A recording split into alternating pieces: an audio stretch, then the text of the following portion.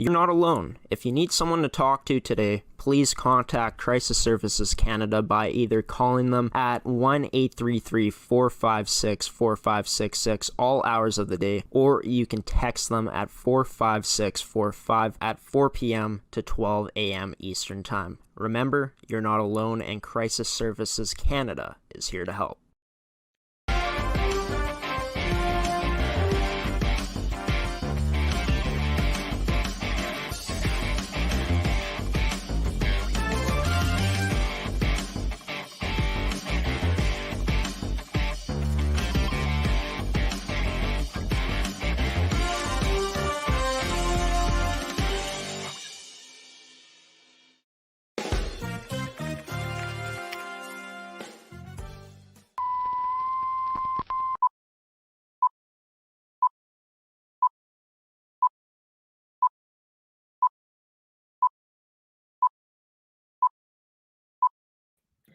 Good morning, everybody, and welcome to this edition of Manitoba Show, Rise and Shine Manitoba on ASTD Productions. I am your host, Graeme Forsyth. Today's edition of Manitoba Show is, of course, brought to you by Evolve Green and AETI. It's the return of Rise and Shine Manitoba here in 2022. First episode of the new year. Can't wait to get it started. We got two guests joining the show today. First up is going to be Harry Siemens joining the Farm Report to talk about the snow, some conferences happening in agriculture right now in Canada, and some other stuff as well. Later on, Gordie Tumilson will be joining the show to talk about the players returning to Pilot-Mound Hockey-Academy this week, getting back to work, getting back into the swing of things like practicing what the players and forwards will be, what the forwards and defensemen will be working on, the goaltenders as well in this week of practice, as well as the upcoming weekend of games for the Academy. And then to end off today's show, it's a big lineup of Graham's opinion, a lot to talk about on that today at the end of the show. But without further ado, let's roll the intro of Rise and Shine Manitoba, and then we'll get Harry Siemens in here very shortly. But you know what to do, Manitoba. Once that intro hits, it's time to Rise and Shine here on ASTV Productions.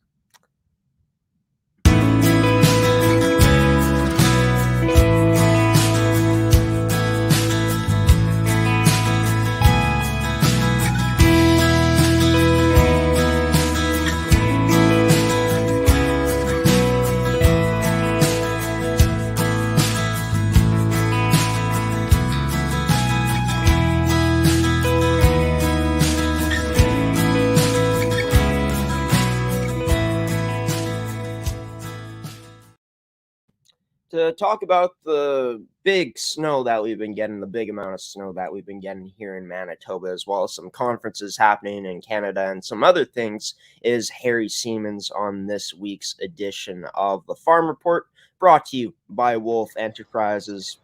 Harry Siemens joining the show here for the first time in 2022. Harry, how you doing? Happy New Year to you. Hope you had a great Christmas, great holiday, and I know that you got a new iPhone that you're pretty excited about, which is awesome. But how you doing on this Wednesday? Thanks. You know what? Doing well.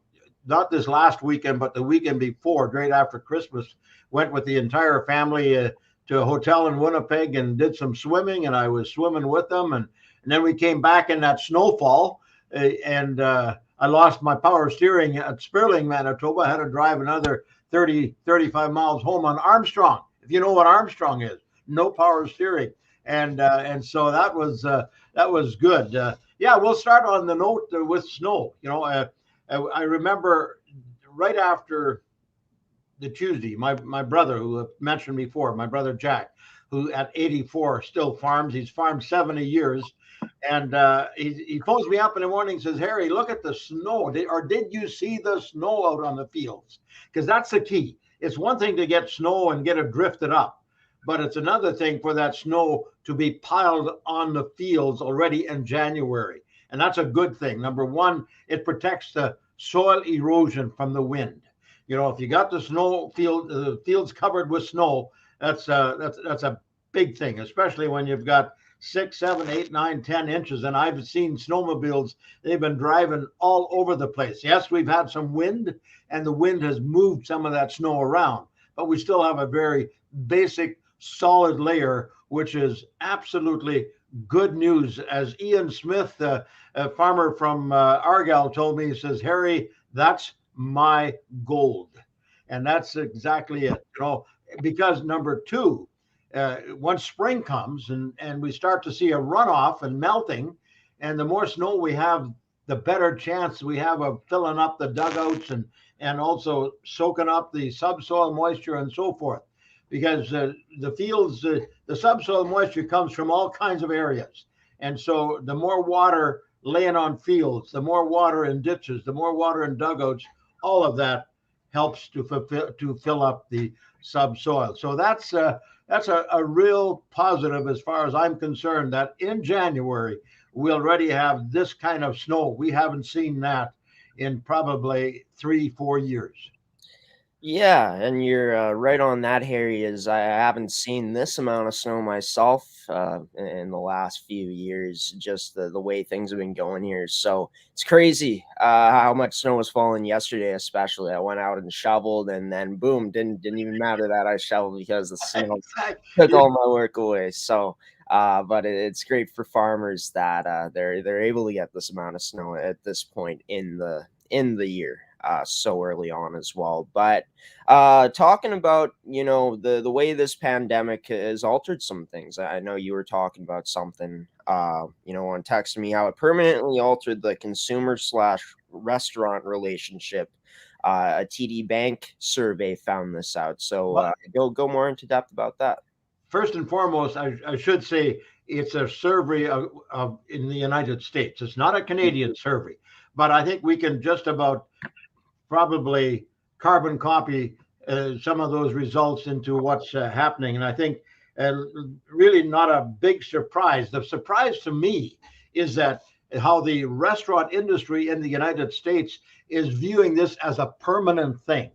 They feel that they're investing in delivery and mobile ordering, because it's already paid off. And there were restaurant chains that did that right off the bat of the pandemic. The drive-thrus and all those kinds of things.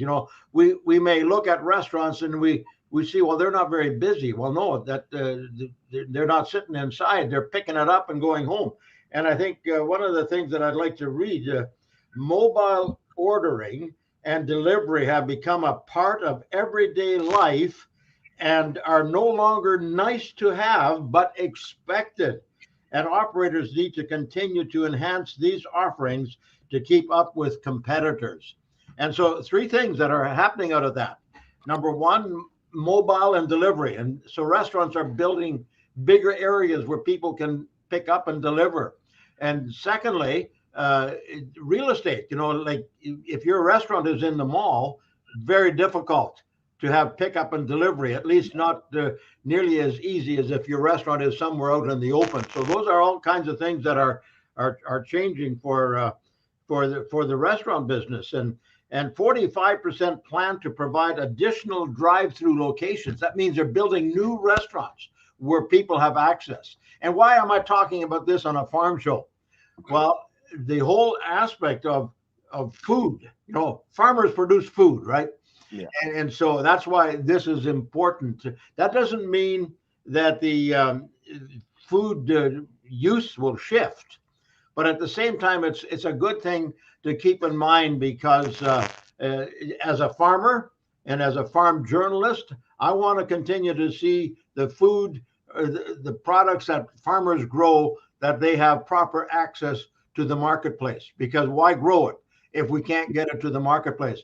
This, to me, is where restaurants are picking up the slack, and they're saying, you know what, we're going to do what consumers have taught us in the last 2 years because of the pandemic, but we're seeing this as something permanent.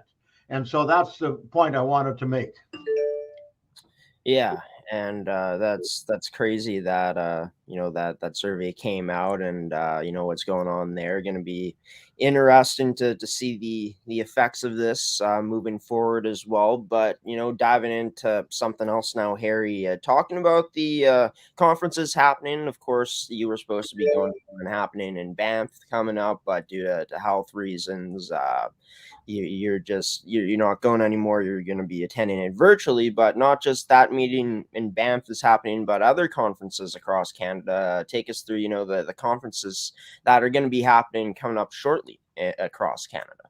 Well, the biggest thing going is for 35 years, St. Jean Farm Days was the first conference in all of Canada, and it either happened in the first week of January or the second week of January, but it was always the first one. I think if I think correctly, right now Wednesday and Thursday would be St. Jean Farm Days.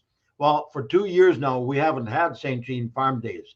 I spoke at the one 2 years ago, which was the 35th annual, and it was a great little. I call it the big little farm show, and so that one isn't going. The one in Banff, Alberta, I was initially going to attend that, but I've had to cancel because I just haven't got my energy back from my COVID stint. Right. But I could cover it by Zoom, and that's the other point here. All the farm meetings that are on right now, you can either go in person, and there's only very few. The one in Banff is still on, but we're not even sure if it's going to go. I mean, it's next week, so I don't think they're going to cancel. But in Manitoba, we have on January 25th, we have the Keystone Agricultural Producers, a farm organization. They're meeting in one room. You got to be vaccinated in order, but they're also providing Zoom coverage on that one as well. And then on the 16th and 17th of February, Crop Connect. That's at the Victoria Inn Convention Center in Winnipeg. And so far, that one is on. So I want to be able to attend that one, but I also have the option of staying in a hotel room and recording it and watching it from there and not have to be at all the meetings. So what I want to say is that in my case, when I first saw the Zoom meetings come out, to me, it was boring. To me, it was, oh man, and they weren't good uptakes on it either. I mean, only those people that absolutely had to be watching these Zoom meetings, they did. So they've had to make them more interesting. They've had to try and deal with the fact that maybe we can have some in person. But I have changed my attitude because from my perspective, I can cover 2 meetings at once and I don't have to drive anywhere. I got 2 computers. I can record it. Just like I do this, I have a on-screen recorder, and it does an excellent job. And I can just sit there and watch it and pick what I want to use later. And so for me as a journalist, it's a good thing. And for those farmers, those participants that also use it that way, it's also a good thing. So the whole idea, so we talked about the changes in the restaurant business. I'm also talking about the changes in attending farm meetings. I mean, I used to drive from October to Christmas or 2 weeks before Christmas to meetings right across the province, and then take a Christmas break, and then January, St. Jean Farm Days, first week of January, off to the races. I mean, I would go right till the middle of April at farm meetings all over the place. Well, now there's only 1 or 2 happening. So things are changing, and companies and organizations and governments are working out different ways of how they can present their materials to the farmers that need to uptake it. Yeah, and that's good to know that it offers that convenience, of course, like you were saying, for yourself, being able to watch 2 conferences at once, screen record them, and take what you want out of them. Great to hear that you're taking some positive out of this, Harry, which is great to hear. Totally. Talking about one last thing here on this week's edition, for the first time here in 2022 on Manitoba Show Rise and Shine on the Farm Report. What is Harry Siemens' farming tip of the week for farmers this week on Siemens Says?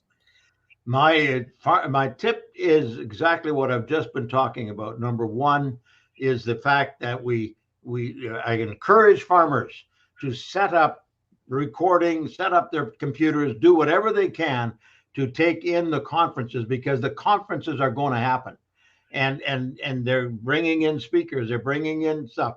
And so my advice is, make sure that those conferences that you would have attended before, if you can't see them in person, get on that TV or that Zoom, whatever it is, and watch whatever you can. Participate, because so many of them you can participate, ask questions, and do the kinds of things. But a lot of people are a little shy on some of these things. So that's my tip. Get out to the meetings if you can. If you can't, Zoom in. Well, there you have it. For the first time in 2022, Harry Siemens farming tip of the week for farmers on Siemens Says. And for the first time in 2022, this concludes the farm report for the first time in this new year. Harry will be doing it again next week, no doubt about it. So until then, you take care, and we'll see you next Wednesday. Yeah. Happy New Year. Thanks, Harry. You too. And Harry Siemens, the man on the farm report, giving us some good insight on some things happening right now in agriculture. Of course, Harry will be continuing to update us on those things, like the conferences happening that will be happening across Canada, and as other stories, start to happen throughout this year in 2022. Well, the Farm Report is the place to hear about them and watch Harry talk about it and do his thing. So, excited to start this show off with a bang with Harry Siemens on the Farm Report, brought to you by Wolf Enterprises. Coming up, we're going to be talking about some hockey. Gordie Tumilson, goalie coach and marketing director of Pilot-Mound Hockey-Academy, joins the show next to talk all things Pilot-Mound. You're watching Rise and Shine Manitoba show on ASTV Productions. Stick around for more with me and Gordie Tumilson after this commercial break. Why go solar? Solar is better than ever. Our revolutionary design and inverter equipment with the latest in solar panel technology for the ultimate in-home and business security. That's right, I said security. Grid security and security of your home are linked. Fortify your future today with a battery backup system. No maintenance, quiet running. Did you know in Manitoba, grid-connected, off-grid, and battery backup systems are 100% right off in the year you purchase for any company or farm? Do you want to back up your internet, keep your tills running, and the lights on? We can install a system that is right for you with battery backup fully capable of taking on all those essential loads and keeping you running. When you call our experts at Evolve Green, ask about getting your free energy audit today. Call or email today to find out what system works best for you. 1-866-5EVOLVE or support@evolvegreen.ca. Also, be sure to check out our website at www.evolvegreen.ca.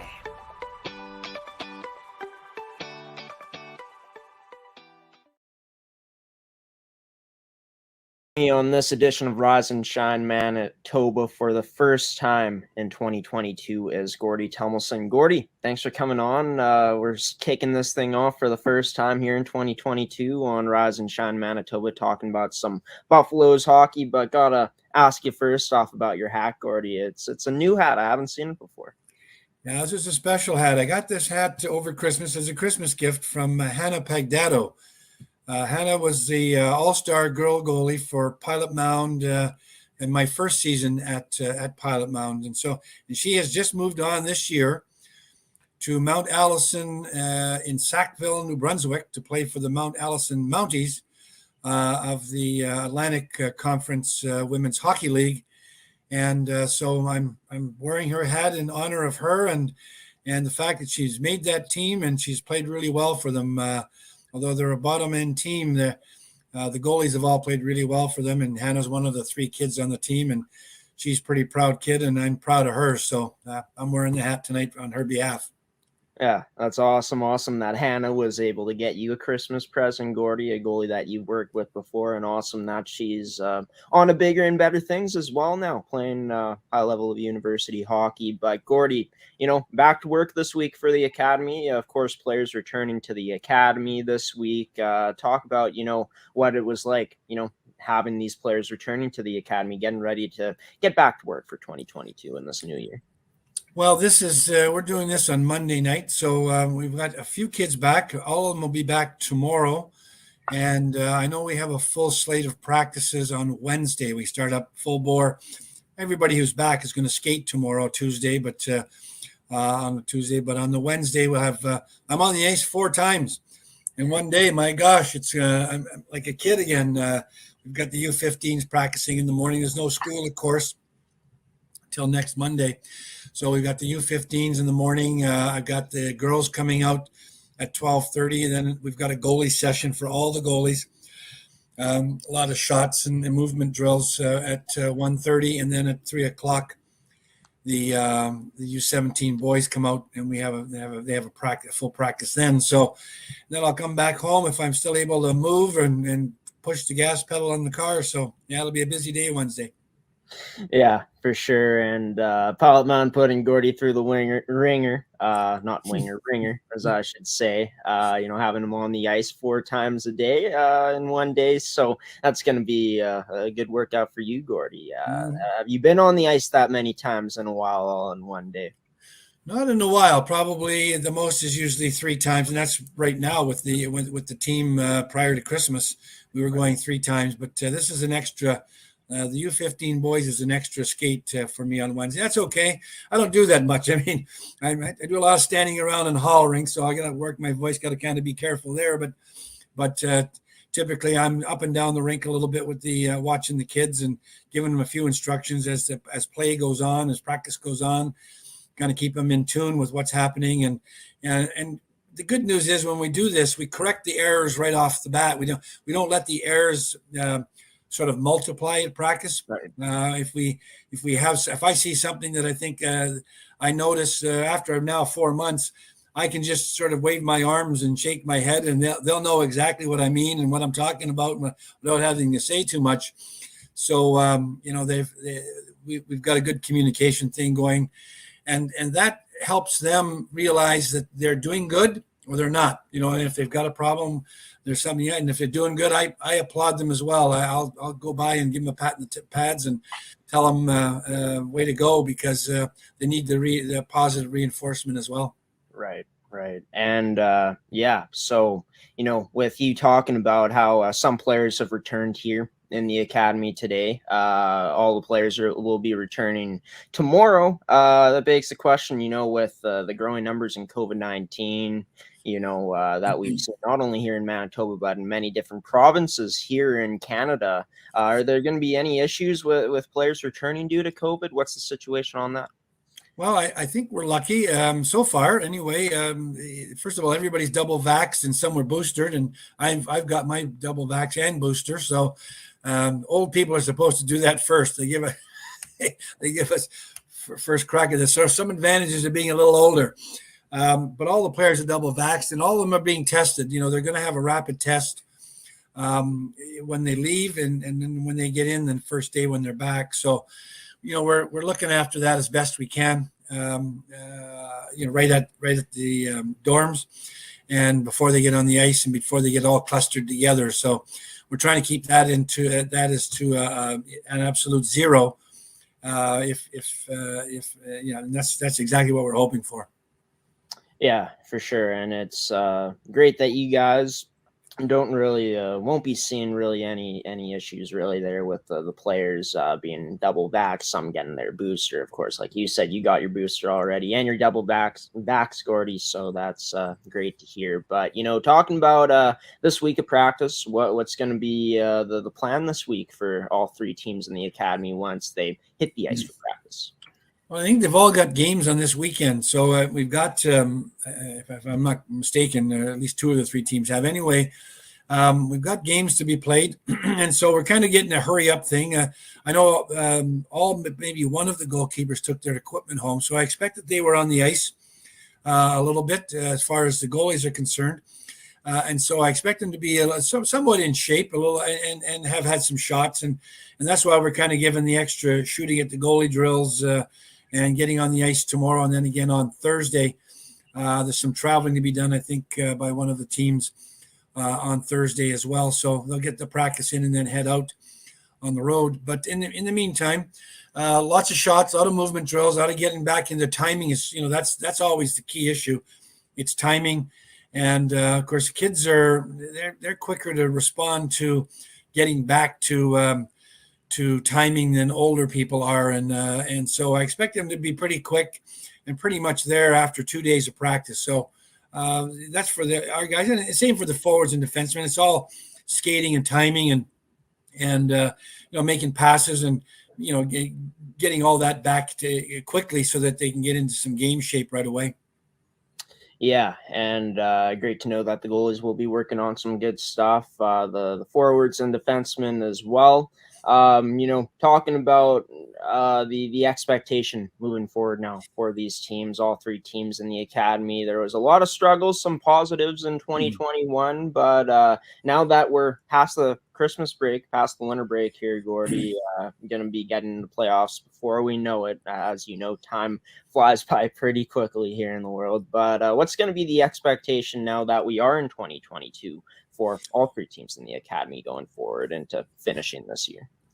Well, the push, of course, is for playoffs and being ready for playoffs. So I know the coaches have gone through a lot of stuff with these guys and gals to get them sort of in tune with all of the different fundamentals and team play stuff. There'll be all kinds of refreshers on that. There'll be a lot of extra hard work. I mean, we're not the most talented group, so we're going to have to win games on hard work and just trying harder and being in better shape. So the players can expect to do a lot of extra skating. Every day they're in the fitness room, so there's going to be a lot more running and a lot more of that kind of work going on. For sure. And so, we know we can compete with 3/4 of each of our three leagues that we're in. It's those upper echelon guys that we have a problem with. And yet we've still beaten a couple of those guys. And so, we're looking forward to, a big push for playoffs, being ready, being in good shape, and being prepared to try really hard every game and getting every player mixed into every game, because we're going to need all of them, as we did a couple of years ago when we won the varsity boys. We had everybody going, and we managed to win the darn thing unexpectedly, by the way, and so that really worked out for us. So we're using that same formula here and hoping that we can upset somebody. Yeah. Well, we're going to have to wait and see once playoff time comes as to, if one of the teams in the academy, maybe even all the teams, will have to wait and see if they can pull off some magic and potentially go all the way and win a championship. Gordie, talking about the teams in the academy this week, and all three teams will be in action. Take us through, what the game situation is going to be like this weekend for Pilot-Mound. As I said, I think we've got 2 of the 3 teams playing. I know the girls are getting ready to head out and play some games. The U15 boys have a game. I don't think the U17 guys are playing right off the bat, but maybe you can. I've forgotten exactly who's in. I got so many other things going on that. I'll interrupt you there for a sec, Gordie. The U17s will be in action on January 8th and January 9th, both at the Duncan McNeil Arena in Wilcox, Saskatchewan, against Notre Dame. Okay, they're in Notre Dame this weekend. All three teams in action this week. Well, there you go. So I was not sure of that, and I couldn't remember if they were this weekend or the following one. So there you go. There's just a lot of games and a lot of going-ons and a lot of travel happening. So yeah, the push is on for our teams to be ready to compete. And for our teams, our goalkeeping's got to be pretty spot on as we play these games. Otherwise, if we get behind early, we just don't have the sort of the offensive push to come back a lot of times. And so. Our goalies have got to be good. Our defensive game has got to be good. I know the coaches will be pounding our guys on that and hoping that we can score some goals and catch these other teams off guard a little bit. So, yeah, we've got all of our teams are in action, and and we're really expecting to really ramp up quickly and see if we can sort of upset some guys and set the stage for our playoff run. That's what we're all about. Well, Pilot-Mound Hockey-Academy hockey is returning this weekend for all three teams in the academy. To kick things off here for 2022, to talk about Pilot-Mound Hockey-Academy for the first time here on Manitoba Show, Gordie Tumilson, marketing director and goalie coach, Pilot-Mound Hockey-Academy. Gordie, until next week when we do this again, I'll see you then, and best of luck to all three teams in the academy this weekend when they face off against their respective competition. Thanks, Graeme, and Happy New Year to all your followers. Thank you. Thanks, Gordie. Happy New Year to you as well. Gordie Tumilson, goalie coach and marketing director of Pilot-Mound Hockey-Academy, joining the show on this Wednesday morning to talk all things Pilot-Mound. Of course, all three teams will be in action this weekend in the network, assuming that COVID-19 doesn't get in the way of things and these teams coming in to, Pilot-Mound for the U15s, them playing OHA. Going to be interesting to see if they come due to, the COVID-19 pandemic, the numbers there, but we'll have to wait and see. But best of luck to all the teams in the academy, like I said, coming up in this weekend's action. So we're going to throw it to a commercial break. Coming up after the break, it's this week's edition of Graeme's Opinion, doing it for the first time here in 2022. Seth Rach will be joining the show to talk about the Winnipeg Jets with me, their start to 2022, the cancellation of this year's World Junior Championships, and the dark horse picks that means Seth will have to win the Stanley Cup. You're watching Rise and Shine Manitoba here on ASTD Productions Manitoba Show. Coming up after the break, Graeme's Opinion next here on Rise and Shine.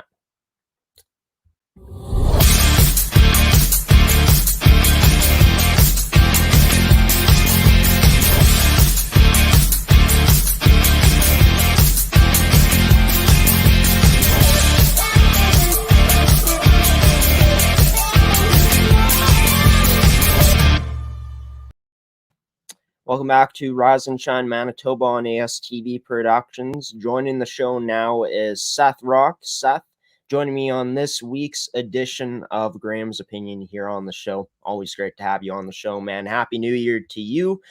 We talked, I don't know, like on Saturday or last week. I can't forget. I can't remember when now, Seth, but great to have you on the show, man. Excited to do this. How you doing on this Wednesday? Oh, not so bad. Got up an hour ago and just showered before this. Got to get nice and clean. But yeah, good way to start out 2022. Yeah, for sure. Always got to stay clean there, Seth. That's one of the most important things in this business. Always got to look good. You're looking pretty good today. And your background's looking good. Is that Thomas Chabot, John Tavares, and Josh Morrissey all in the background there, their jerseys? Yep. Yeah, those three, I had to scrounge around to come up with something different. So I thought I'd put three different teams in there today. Oh, right on. Well, Thomas Chabot, a heck of a player, a heck of a young defenseman. Of course, we know what Jonathan Tavares has been able to do, and Josh Morrissey having a very good season this year for Winnipeg. And speaking of Winnipeg, the Winnipeg Jets, they've started off their 2022 portion of their schedule pretty strong. A big win over Vegas on Sunday, commanding 3-1 win last night against the Arizona Coyotes. And this team, Seth, before that game against the Vegas Golden Knights on Sunday, hadn't played a game since December 19th against the St. Louis Blues. Of course, this team, the Jets, being off due to COVID-19, their games getting canceled due to the rising numbers in the pandemic. I'm not sure. I think because of the spectator issues as well. But gotta love it if you're a Winnipeg Jets fan, as we both are, Seth, to see this team come out strong in 2022. Yeah, definitely. And one thing I've noticed that's been very good lately has been the team's penalty kill. Start of the year, there was questions because they were second worst in the league. And I don't know where they stand right now, but their penalty kill has been one of the better ones in the league, I think. Paul Maurice, Dennis Bayak was saying with the last over the last 10 games, their penalty kill had been very good. So it's nice to see things get a little bit better. And it seems like the boys are getting used to Dave Lowry as head coach. I'm looking at the PK numbers right now. Looking at it, the Jets have climbed to the fourth worst penalty kill in the league now. They were, I believe they were dead last, right, at some point. Yeah, something like that. Yeah, so they're at 71.6% on the PK now, and that's still not great, but like you said, it's been strong as of late, especially in the last two games. Just looking at it, the Jets against the Golden Knights only gave up one penalty. They killed that penalty off, and then yesterday they killed off two penalties against the out of two penalties that they took against the Arizona Coyotes. But I think a big reason why the penalty kill has gotten better and has been more effective is just tightening up that box. Not as much of a passive, loose box out there that the Jets are playing on the PK.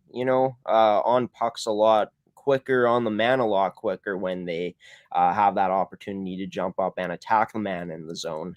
And yeah, I think just the tightening of the box is probably the biggest reason why this penalty kill has looked as good as it has in the past 10 games, the past two for sure. Yeah. And I think one player that's really helped out that I've noticed has been getting more and more penalty kill time as years gone on, and now it looks like he's one of the main penalty killers is Kyle Connor. A lot of people have not really been too big a fan of his defensive game in the past, and that being said, they got a point. Like, yeah, a few years going into the last few years, he hadn't been the best defensive player on the team, but this year he's definitely stepped up, and his speed and his quick stick on the PK has really helped them out. Just being able to get pucks out of the zone and even get a few chances with him rushing the puck down and just putting it into a safe area on the other team's zone. Yeah, and I've noticed a big jump in his defensive impact out there this season. Just watching it, it seems like he's a more responsible player defensively this season.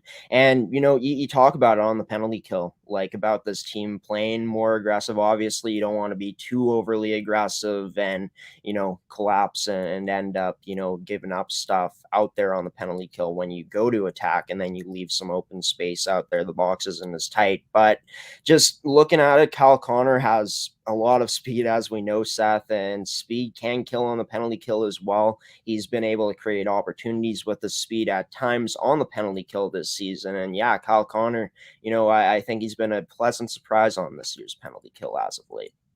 Yeah, I definitely agree. And definitely just the penalty kills looked very, very good recently. And it's been a lot easier to watch these last few games, despite the Jets not having played in a while. It seems like they're at the top of their game from what I've seen so far this season.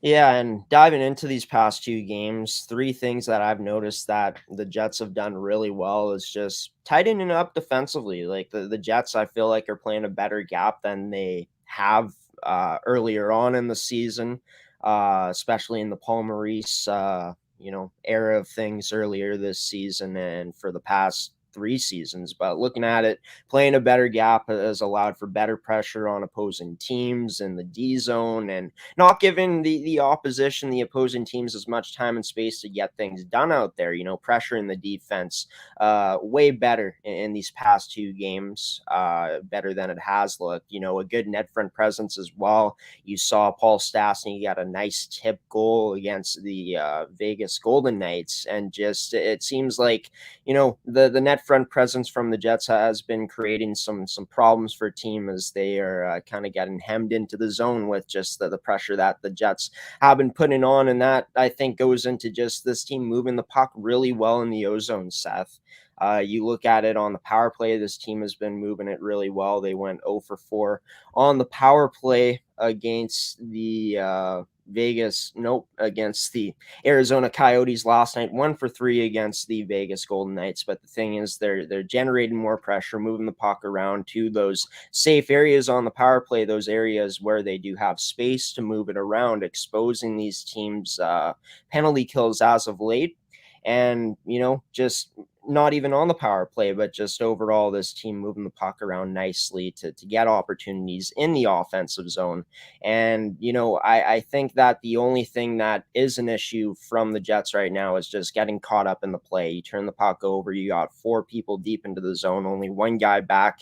That's been a bit of a problem in these 2 games. But other than that, I feel like the Jets have been playing pretty strong outside of that first period against the Vegas Golden Knights, which was kind of predictable because of how much this team had time off from that game from their last.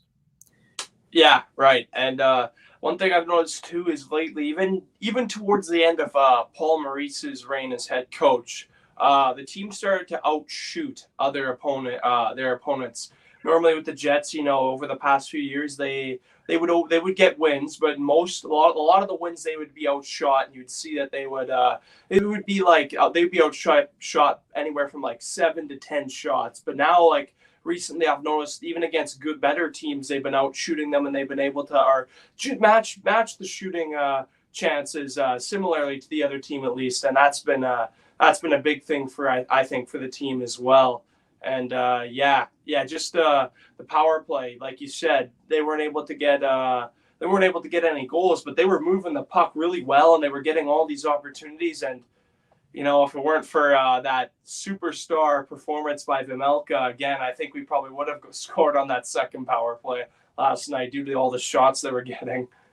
Yeah, and what the heck is up with Vejmelka? I looked at his numbers before that game. They're not anything special. I mean, he plays on a pretty awful team in Arizona, but it seems like he brings his best against the Winnipeg Jets, Seth. We saw that performance earlier on in the season, and then looking at the performance yesterday, like he only let in 2 goals. This team put up well over 40 shots in that game yesterday for the Jets, 49-27. They outshot Arizona. So, Vejmelka just brings his best against this Winnipeg Jets squad for some reason. But looking at this, the Jets have been getting depth in scoring as well in these past few games. 5 different goal scorers against the Vegas Golden Knights, and then 3 different goal scorers last night against the Arizona Coyotes. Talking about the depth of this team as of late, the things that have been looking good from the lineup throughout. Yeah, this was needed to, we can't just rely on the top scorers. If you want to do successful in the NHL and you want to have a chance at winning it all, you got to have great depth. And finally, it seems earlier in the year like our depth would score, but it wouldn't be as frequent, and it would be more like when the team would win games, it would be mainly just the stars or the top line scoring. But now our depth's finally starting to put up some points as well, and it's good to see this production from the whole team. Yeah, and Helly has been on the top of his game in the past 2 games. Looking at that win against the Vegas Golden Knights, 42 saves on 46 shots faced, 26 saves on 27 shots in yesterday's game. But you're right. You can't rely on guys like Kyle Connor, Scheifele, a guy like PLD, Ehlers, all the time to score, even though it's nice to see those guys scoring. Of course, Connor scoring that beautiful OT winner against the Vegas Golden Knights, which was just a thing of beauty. Ehlers scoring an empty netter yesterday, and PLD scoring a goal yesterday not on the power play, but as the power play was expiring. But I feel like the depth on this team has always been a strength for the Jets coming in, just looking at how deep the lineup actually is up front. And I know that I said with Blake Wheeler going out in an earlier episode that it might hurt our depth a bit, but I haven't really seen that, Seth. And, it's a nice thing to see that people, are being put into the positions that they should be on this Jets team finally, and are contributing at a pretty good level right now. Yeah. And just one thing before we continue on. I watched the highlights last night, and it said that the Jets didn't score a power play goal, but when I was watching the highlights, it said that they had 2 seconds left on the power play when Pierre-Luc Dubois did score his goal, but they didn't have any power play goals marked on the box score. So I thought that was a little bit interesting, but and the Jets have really just, and one player I've been very surprised with at first that I wasn't really too happy was getting minutes over a player like Cole Perfetti, who's Christian Reichel, who has fit in really well, I think, on the third line. And finally, we got another right-handed guy that can play, that actually plays right wing. So that's also a plus side.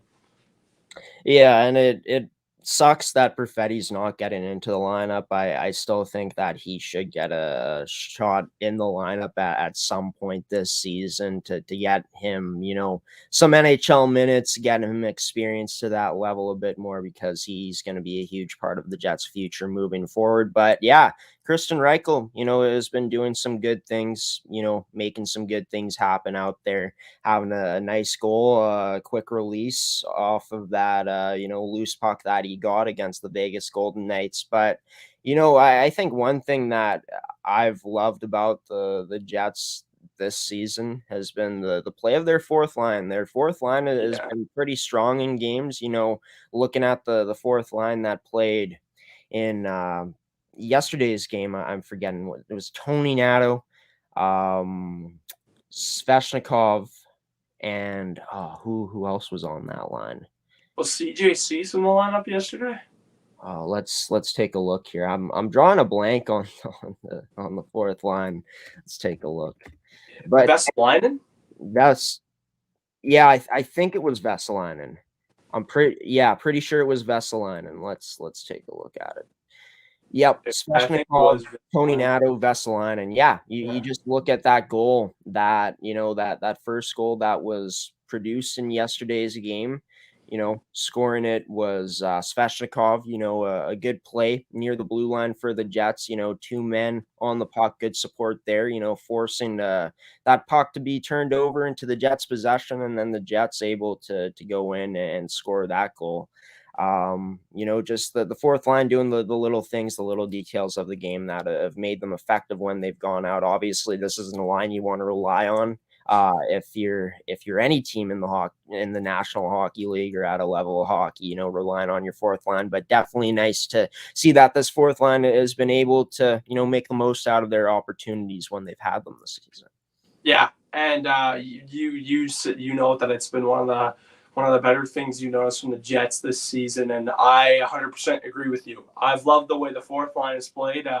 It's kind of mixed around a little bit because we've had a few injuries to our forwards up this season so far. But yeah, man, just excellent. And they work so hard, and to see that effort, pay off for them finally, and they're able to get a goal. It's very nice to see because of, that they don't get too much minutes tonight. Obviously, they're not going to be getting as many minutes as a guy like Kyle Connor or Mark Scheifele, but they're out there, they do their job, and they put up points here and there, and they just do their job, and they do they work very hard, and that's just the main thing, and you love to see it.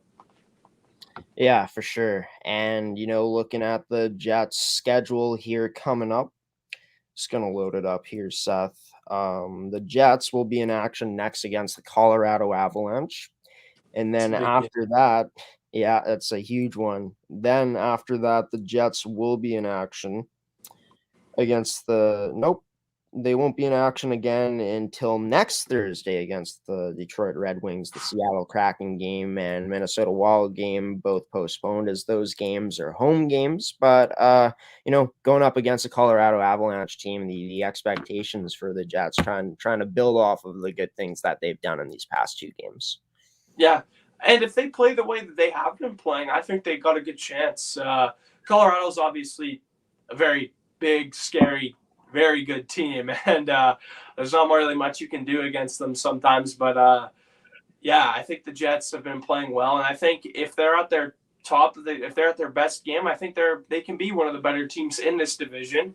It's just they had that slow little mishap in the year where Maurice finally decided to resign, and then everything started to. So far, everything's been pretty good going into with Dave Lowry, but only time will tell to see how good this is. But yeah, Colorado, big game, gotta win that.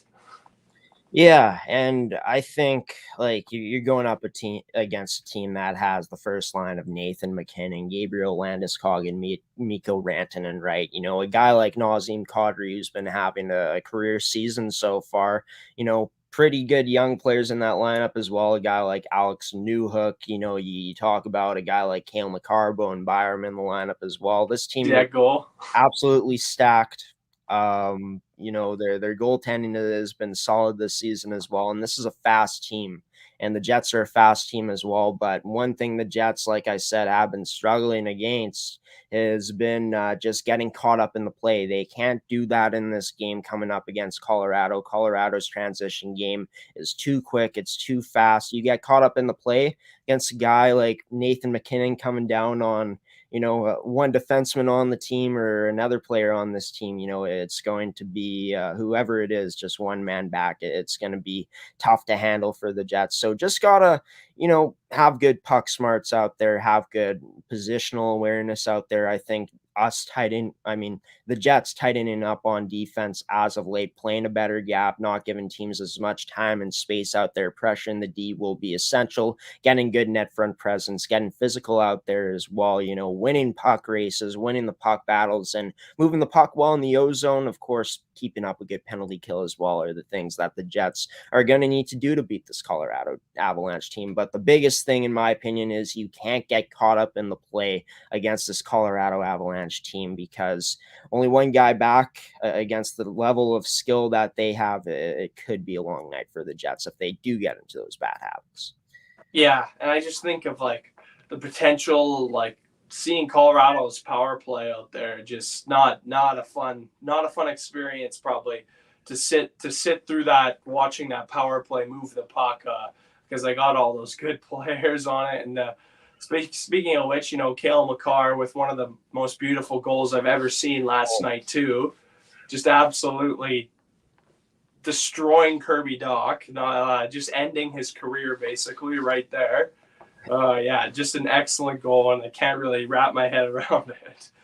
Oh, Cale Makar, just that awareness to see that he could make that spinorama move, exposing that, left side of Kirby Dach there, and then just going in little backhand, forehand, backhand, and then putting it up top in the rooftop on the net. Top cheddar was just a thing of beauty. And I'm not sure how Kirby Dach's going to recover from that. Kirby Dach, after getting his ankles absolutely shattered by, the amazing edge work, the amazing skating ability of Cale Makar. But Colorado, they'll be coming into that game with I'm not sure if they play tonight or not, but a 23.7% power play percentage. At this point, going to be a huge test for the Winnipeg Jets penalty kill, going up against one of the league's best power plays coming up on Thursday. The World Juniors, Seth, getting canceled this year, which was so disappointing. Ruined my holiday a bit. Tournament that I look forward to every season, as well as I know you do, and so many other Canadian hockey fans out there, and many hockey fans from around the world that have watched this tournament just enjoy it every year. Gets canceled due to the COVID-19 pandemic. Your thoughts when this tournament got canceled? Because I know I was throwing pillows and hitting stuff, man. I was pretty angry.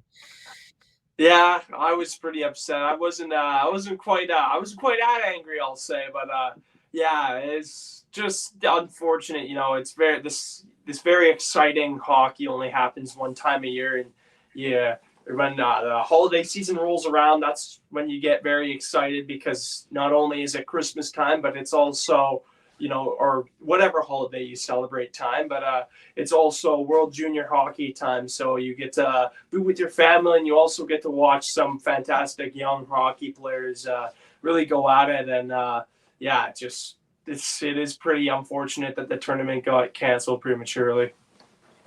Yeah, and we know the seriousness of COVID-19, right? We've been through this for 2 years.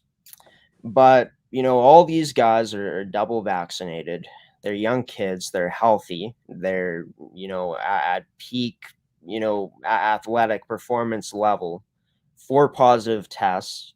cancels the tournament. I think the double IHF, I think, is the biggest to blame here, because you look at it, they didn't isolate the players in the bubble like last year. It worked. And the thing that baffles me is that, Germany last year had like half their squad out. They were really undermanned because of COVID-19. And, they still played against Canada, but we're going to cancel the tournament this time around because one guy from Team Russia tests positive. I just don't. It's baffling to me that the double IHF handled this as poorly as they did. And honestly, like, if these players weren't feeling that sick, they were asymptomatic. Obviously, like, you could spread the virus even if you are asymptomatic, but I just don't see why this tournament couldn't have been played and could have been played on. Yeah, and especially because all these other leagues are being played right now too, which, I mean, doesn't really make sense to me either. So they World Juniors gets canceled, but the NHL and all these other leagues are going to continue to go. I mean, obviously the NHL in Canada, there's some issues going on right now because of COVID-19, but you look at, the USA with all their sports teams and leagues, and they're going on fine. It's like, obviously, they are taking these COVID-19 these precautions, which is good. We need these precautions, but also at the same time, it's like we've been through it for 2 years. We understand what we need to do, and people are going to get COVID-19, and that's just going to happen. You can't really stop that, I guess. And it's just. Unfortunate situation, especially for the players. My heart goes out to those players, especially for some of those teams that like Austria, with players that this is a once in a lifetime experience. They're coming here to have fun, and it all gets taken away from them after 2 games.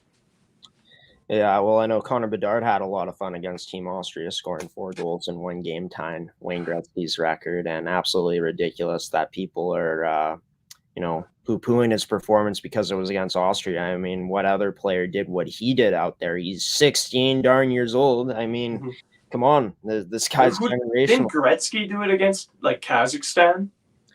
I think people were saying he did against the Czechia team. Okay, well, they're a bit better than Austria, but even still, like, this kid's 16. This is pretty impressive. Yeah, like, I don't care which team it's against. You're 16 years old going up against the best U20s in the world, and you score 4 goals. And my thing with those people that also say that too, it's like, okay, why don't you go and score 4 goals against this Austria team? Yeah, but you could. I bet you they're all way better than you are. Like, if it was that easy, why didn't Owen Power put up 4 goals against this Austria team? Why didn't Mason McTavish or Kent Johnson put up 4 goals? Why didn't Perfetti put up 4 goals? Connor Bedard was the only player who put up 4 goals in that game. He was the only player who did that. So I don't want to hear any of that nonsense from anybody talking about, oh, it's against Austria, blah, blah, blah. It's like, who cares? He still scored 4 goals in a game as a 16-year-old. Yeah, it's like, you go out and do it then. Oh, wait, you can't, because you're not at that level of Connor Bedard. Connor Bedard is doing something that I've never seen before in my life, just what he's accomplished so far in his hockey life. But going back to the point about the World Juniors being canceled, there comes a point where we got to start learning to live with this virus. Yeah. It's just, I don't think we can, like, new variants are going to be coming out. I don't think we can really shut down the world. We should shut down the world every time a new variant comes and hits, because we're going to be shut down for years. We're not going to be able to do anything for years if we keep doing what we're doing. And I know, like, I don't want to say anything, too, like, because I respect what people are doing for being safe for COVID-19, and my heart goes out to all the doctors and people and all the people involved with working with this virus. I just it kind of, after a while and after a bunch of these, I just don't want to go through this multiple times, more and more times, if you know what I'm saying. Yeah, like I've made it pretty clear on this show. I'm all for the vaccine. I think everyone should be vaccinated. And these players at the tournament were vaccinated. And yes, there were positive tests, but there was only 4. And you had more positive tests last time from a Germany team. Yeah. And you still allowed them to play without those players. I just don't get why the same couldn't have happened and they canceled this tournament 2 days in. But, it's the way it goes. It's sad. It sucks. Hopefully this tournament gets rescheduled. I'm honestly over it now. It's just frustrating that the World Juniors got canceled due to 4 positive tests. I understand keeping everyone safe from COVID-19, but these are healthy kids who are double vaxxed. Yes, maybe they could spread the symptoms, but, I don't think you have to quarantine for as long anymore. I'm not too sure about the rules on that, but coming down to it, only 4 positive tests and they canceled the tournament. Exactly. It's stupid. I think they should have just, isolated players in a bubble like they did last year because they had good success doing that. And you hear stories about how these players had contact from the public, from the outside, not just from players within their team. And they were mingling with other players from other teams. And, there was a wedding going on at one of the hotels. It's just, I think that the IIHF should have done a better job in that sense of isolating these players and taking the same safety precautions as last year. Because if we still are in a pandemic and you are worried about this, why not do what worked last year and isolate players in a bubble? And the only player I'd be a little bit worried about in this situation would be Carson Lambos because of all his health history hasn't been the best. But it's just it's kind of a missed opportunity for the IIHF, I think. Yeah, they sure got a lot of backlash, and rightfully so, in my opinion, because of the cancellation. But Seth, moving on to one last topic we'll talk about today between me and you. An NHL dark horse, a dark horse in the NHL that you could see going all the way and surprising in playoff team and winning the cup. Oh man, that's so tough. There's so many teams that are interesting. I would have to narrow it down to 2, and they're 2 Western Conference teams. I'm gonna go ahead and say Minnesota. I really like the way their team is built. I think they got a team that has the potential to go on a run. But there's an honorable mention, and I gotta say Anaheim. I know they're quite a bit younger with not a lot of experience, especially come playoffs, but I think they have such a young, exciting team that, anything is possible. Yeah, and it's going to be interesting to see how Anaheim does because they are such a young team. Of course, they got a vet like Ryan Getzlaf out there, a veteran goaltender, and John Gibson. And then you look at Minnesota, how well that team has performed this season, and it's crazy because now this team is. I'm just looking at the standings. They're in a wild card spot, right? At this point. Yeah, and they were first in the division at one point too, and they did fall back a little bit, but. All teams have that point where they have a mishap in the season. I don't expect the Wild to all of a sudden be not a very good team. They got a lot of good players there, and especially that Kirill the Thrill. Yeah, Kirill Kaprizov, Ryan Hartman having a heck of a year. Yeah. One thing that could hurt this Minnesota team a bit in terms of their depth is just the loss of Joel Eriksson Ek. Just one of the best 2-way forwards in the league today. Yeah. Has having a very good season, putting up some good offensive numbers as well, at least from a fantasy standpoint, as he is on my fantasy team. Hoping for Eriksson Ek to come back very soon because I'd like to have that production from him. But gotta get the fantasy points. Yeah, gotta get the fantasy points always. But I'm gonna go with a team from the Eastern Conference. A team that is always seemed to be in the playoff hunt and as always seems to make the playoffs is the Pittsburgh Penguins. This team right now sitting in a wild card spot, 41 points, 31 games played, 18, 8, and 5. And, you know, the reason I pick Pittsburgh, Seth, is just because this is a team that's had experience. They've been there before. You know, you got Sidney Crosby, Jake Gensel, Brian Russ as your first line, a very effective first line. You'll get Evgeny Malkin back at some point. You got a guy like Jeff Carter as well, who should be back at some point. You know, Tristan Jarry has been having a bounce back season, and Casey DeSmith has looked good in the pipes as well so far this year. And, you know, you look at, you know, just the way this team, you know, hasn't been able to get out of the first round in the past years, you know, just the expectation for them not to be able to do that. It's going to be tough.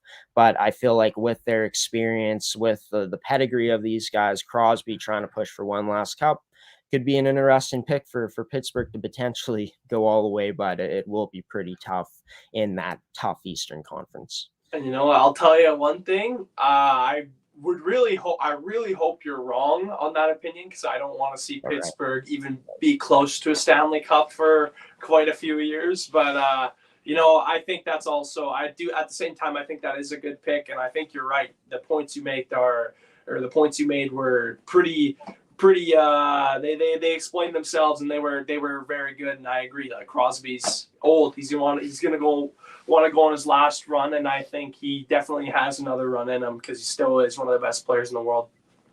Yeah, for sure. And he's been like one of my favorite players forever. He was my favorite player at one point, and then I watched Nikolai Ehlers. Being a Jets fan, I had to be like, come on, you know, it's Nikolai Ehlers. I mean, Sidney Crosby, obviously a way better player than Nikolai Ehlers when Crosby was in his prime, obviously. I mean, prime Crosby is something that we haven't really seen many players been able to do the things that he's been able to do, but the amount of things he could do too. The amount of things he could do, the way he's been able to do those things. But, you know, just Pittsburgh, I think the biggest thing for them in the playoffs, I think the biggest downfall for them in the playoffs in the past 2 years has been their goaltending. And I think with Tristan Jarry having a better season this year, I mean, going through that experience of going through the Stanley Cup playoffs, you know, having that experience of seeing, you know, what playoff hockey is all about. It takes time for players, right? You know, we saw Nikolai Ehlers for the longest time not being able to put up a goal in the playoffs. You know, as he grew, he started to adapt his game to the playoffs and play better. You know, Tristan Jarry, it's going to be interesting to see how he performs in the playoffs. But if this team is able to make the playoffs, make or break will be Tristan Jarry, because we know the forwards are good enough. We know the defensemen have been, you know, not so bad this season. You know, they've been pretty solid, but it lies on the goaltending for Pittsburgh come playoff time, like it has in the past 2 seasons. Yeah, certainly. I think goaltending is a big thing. I also think, though, their defense is a little bit suspect for at least to me, because you know, their guy Chris Letang is getting older, and he also has he's had injury issues his whole career, so it should be interesting to see how the Penguins pan out, though. Yeah, for sure. And not saying this defense is all world, right? But this defense, you know, it's not the worst. It's not the best. I think it's average. But, you know, just looking at this team, looking at the stats, you know, they have the 3rd least goals given up in the Metropolitan Division at this point in the season, a very strong division in the NHL, as we both know. Yeah. So, yeah, you know, I think at the end of the day, obviously defensive play is going to be a huge part of things.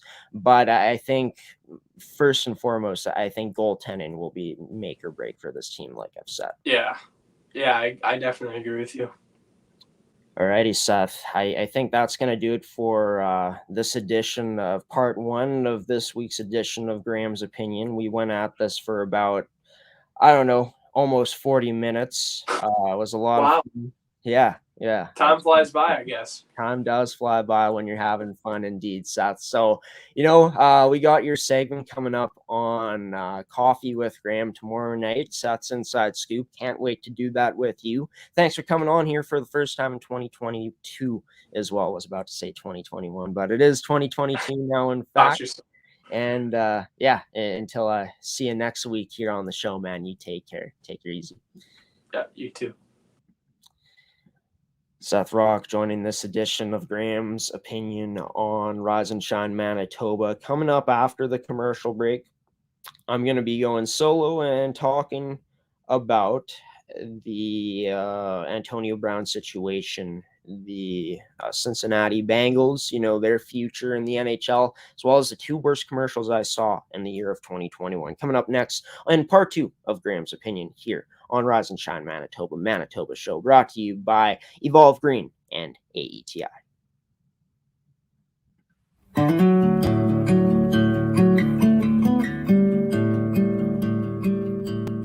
Hello, my name is Loretta Mitchell, owner of Evolve Green.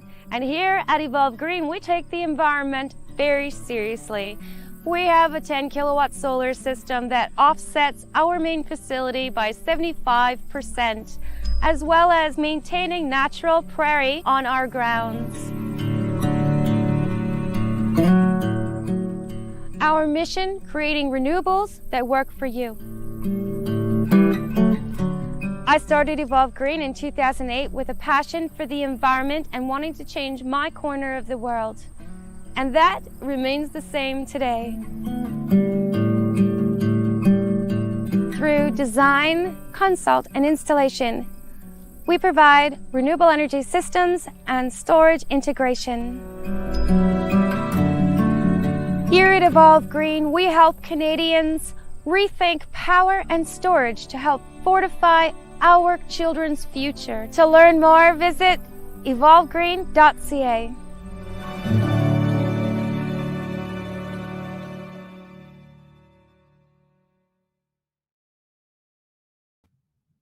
Welcome back to Rise and Shine Manitoba here on ASTV Productions, Manitoba Show, brought to you by AETI and Evolve Green. As you just saw that commercial from the president, the founder of Evolve Green, Loretta Mitchell. Be sure to check out their website if you want to go solar today. So welcome back to Graham's Opinion here on the show. Trying to make this quick. Got a lot of stuff to do today, so let's get into it. Some NFL talk. Antonio Brown walking off the field in that game on Sunday against the New York Jets. It was rumored, well, not rumored, it was proven that he had an ankle injury. I'm trying to remember how the story went. I'm pretty sure Bruce Arians wanted him to go in. He didn't want to go in because of the ankle injury, and then something happened on the sideline, and then Antonio Brown ended up walking off, and it seemed like his ankle was fine because he was hopping around and, doing this to the crowd in New York and all those things, right? But here's the thing, Antonio Brown is still on the Buccaneers roster, but Bruce Arians saying that he is no longer a Buck. Just looking at the latest scandal that happened from Antonio Brown this season as well. Faking his vaccination status, getting a fake vaccine card, not a great look at all. Pretty sure that kind of started the downfall of what we got to in the situation of Antonio Brown, but I don't think at the same time those two things are similar. Now, looking at the Antonio Brown situation, right? No, I don't think those things relate, just in terms of the fake vaccination and what happened on Sunday. But just going into the behavior of Antonio Brown in the past, looking at what happened in Pittsburgh, him getting mad about Juju Smith-Schuster getting the team MVP that season, him wanting out of Pittsburgh, going to Oakland, and then getting frostbite on his feet, not happy with changing helmets. He kept appealing it, and they kept denying his opinion, his right to, not his right, I'm not sure, but they denied him to wear his old helmet. He wasn't happy about that, but then he finally played ball and went with a helmet that the NFL wanted him to wear. And then he got fined from the team. He got mad about that. He called Mike Mayock a cracker in the dressing room. Not too sure if I could say that. I don't really think it's that offensive a word, honestly. I think it's pretty funny. But, just looking at it, Antonio Brown, this situation, will he play on another NFL team? Is his NFL career over? Now, look, Antonio Brown, one of the best talents that I've seen at the wide receiver position ever. His talent has never been in question, but it's that mind. And, if the mind ain't right, it doesn't matter how talented you are. If you're a problem in the dressing room, I'm not sure if he was in Tampa Bay, but if you're a problem, in the dressing room, if your mental state isn't intact, I don't think you'll last long in a league like the NFL. You will get your opportunities, but you won't last long in the situations you're in, and we've seen that with Antonio Brown in these past 3 seasons. Dating back to when he first left Pittsburgh, and then he ended up getting released from Oakland at the time. Not sure if they were Las Vegas or not at the time. I'm forgetting off the top of my head. But here's the bottom line. Do I think Antonio Brown gets another chance in the NFL? If I was an NFL GM, I'd want him to get help first. He's obviously not in a good place mentally just by the actions he showed out there on Sunday. But who am I to judge a man's mental state or anyone's mental state for that matter? We really don't know what players go through unless you are them. Like, there could be some things that aren't being said. I need to read the report again, the article again. But the bottom line is, should Antonio Brown get another chance in the NFL with a team? I think not this season. I don't think a team's going to go out and acquire Antonio Brown unless you are a playoff team at this point. But do you want to mess up the chemistry of the room, right? I mean, he can work it out with Tampa Bay Buccaneers team who's loaded with talent and has the greatest QB of all time in Tom Brady. But Antonio Brown, will he get another chance in the NFL? I think that remains to be seen. Just because of the actions that he's shown, the past that he's shown in the past, few seasons here in the best football league in the world. But talking about something else in the NFL now, why I think the Cincinnati Bengals are set up for great success. I think it just comes down to, a guy like Joe Burrow being at the level he's at, being a franchise QB for this team. This offense has loads of talent. You look at it, Jamar Chase will win Offensive Rookie in the Year, in my opinion. You got a guy like Tyler Boyd, T. Higgins as well.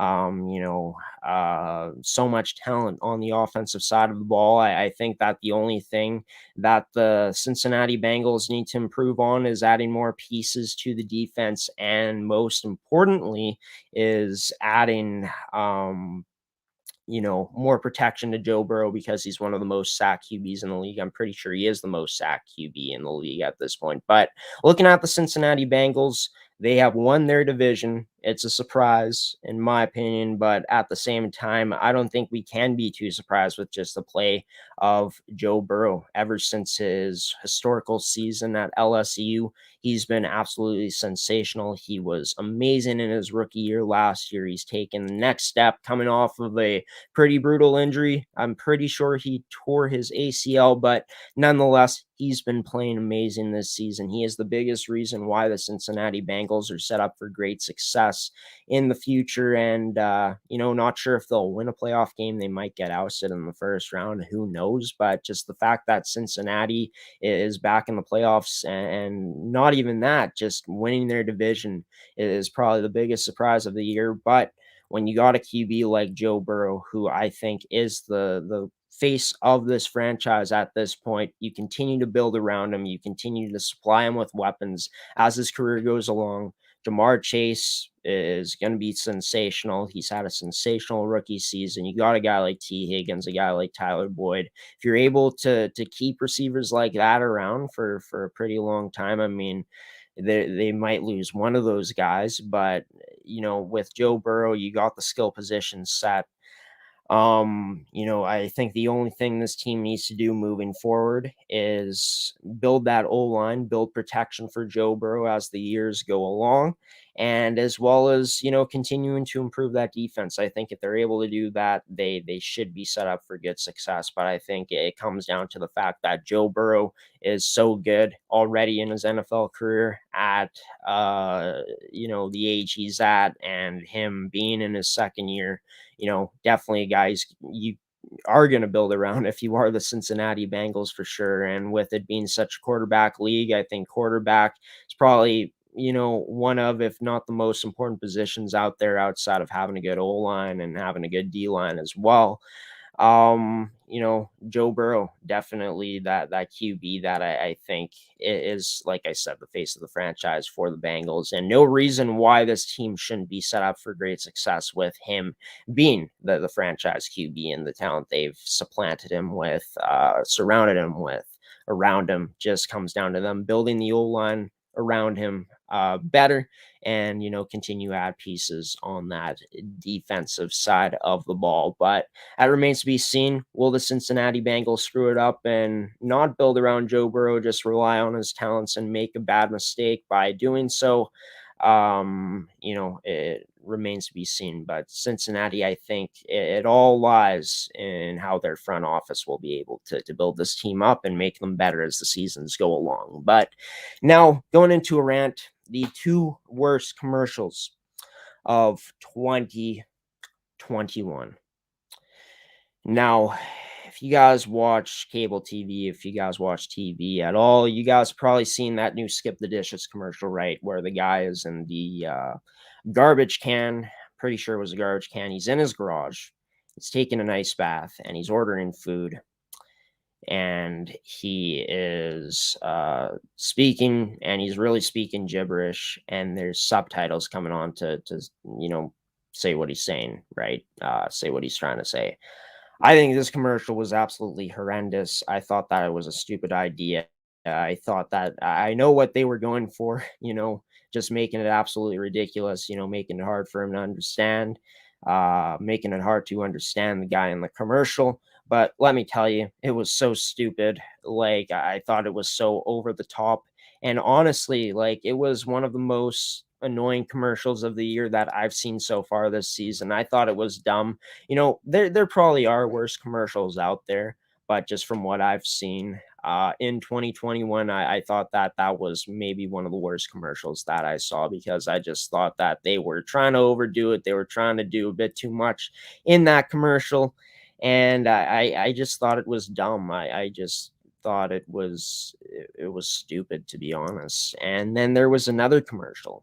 Laptop company made some commercial. I forget the name of what company produced this commercial, but it was the laptop weighing less than a small lunch, and there was like avocados, toast, and some other things on this plate.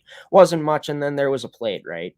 And these things add weight, and they were bragging about it being lighter than a small lunch. Well, congratulations, your laptop is lighter than a plate. It's lighter than a small lunch. But what does that do for me? It proves, yes, it's light, but it doesn't prove it's extremely light, because I feel like the weight of a small lunch is pretty heavy compared to any laptop out there, any high level laptop. So I just thought it was stupid. I know what they were trying to go for there, but I just don't think it was very well done. But who am I to say? I'm not in the industry in that way, producing commercials. Give credit to these people for taking chances. I just thought that the Skip the Dishes commercial, and that this commercial produced by this laptop company, was stupid. But that's going to do it for this edition of Graeme's Opinion, everybody. Hopefully you guys enjoyed today's edition of the segment. I want to thank Seth Rach for coming on today's show and doing the first part of Graeme's Opinion with me, talking about the Jets, the World Junior cancellation from this year, and a dark horse to win the Stanley Cup. Leave your thoughts down below in the comments if you agreed with me and Seth, or maybe you disagree. Always love to get debate going down in the comments, even though there really is never debate, because we never really do get comments talking about the segment. But nonetheless, if you guys want to comment, feel free to do so, and we'll love to hear you guys' opinion. Also want to thank Gordie Tumilson of Pilot-Mound Hockey-Academy for coming on the show today, as well as the main man himself on the Farm Report, Harry Siemens, for updating on updating us on the big things happening in agriculture right now so far in 2022. I want to thank you, the viewer, as well, for tuning in to this week's edition of Rise and Shine Manitoba, and the sponsors of today's edition of the show in AETI and Evolve Green. The next edition of Manitoba Show will be coming to you guys live next Wednesday at 10 a.m. Central Time. Stay tuned for the guest release announcement. Who the guests will be, the guest lineup on our social media on Tuesday night next week on our social media platforms at ASTV Productions on Facebook, Amateur Sports TV on Twitter, as well as ASTV Productions on Instagram. And you guys can catch next week's edition of the show all across our network, on our Facebook, on our Twitter, and on our website as well at astvproductions.com. But until next week on Wednesday, folks, I've been your host of Rise and Shine Manitoba Show, Graeme Forsyth, giving you the salute and signing off on this Wednesday morning. Until next week, enjoy the rest of your Wednesday today. Have a wonderful rest of your week. Have a wonderful and safe weekend as well. Stay warm out there. Stay bundled up. And because it is extremely cold out there, especially in Manitoba. But yeah, until next Wednesday, folks, I'll see you then. Take care, everybody. Have a wonderful day. Peace.